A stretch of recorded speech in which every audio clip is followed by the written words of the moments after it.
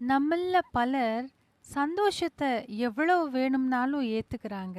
ஆனா, ஒரு சின்ன சோகம்னு வந்துட்டா, அவங்களால தாங்கிக்க முடியறதில்ல.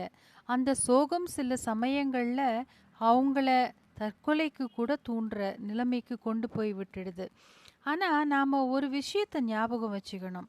இந்த சோகம், சந்தோஷம், துக்கம், ஏமாற்றம் இதெல்லாம் இல்லாத ஒரு மனித வாழ்க்கை எப்படி இருக்கும்?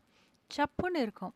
இதெல்லாம் இருக்கும் பொழுது தான், நம்மளால பல அனுபவங்கள வாழ்க்கையில தெரிஞ்சுக்க முடியுது. பல மனிதர்களோட உண்மை முகத்த நம்மளால பார்க்க முடியுது. அப்போ இந்த அனுபவங்களும் நமக்கு நிச்சயம் வேணும். ஆனா, அத நாம எப்படி எடுத்துக்கிறோங்கிறது தான் முக்கியமான ஒரு கேள்வி.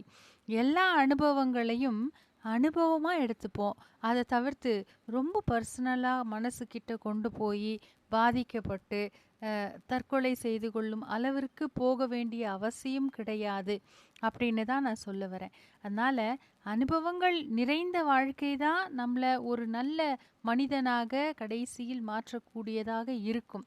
அந்த அனுபவம் நமக்கு தேவைதான். அது நம்ம கையில தான் இருக்கு. அது எந்த மாதிரி கண்ணோட்டத்துல பார்க்கணுங்கிறது.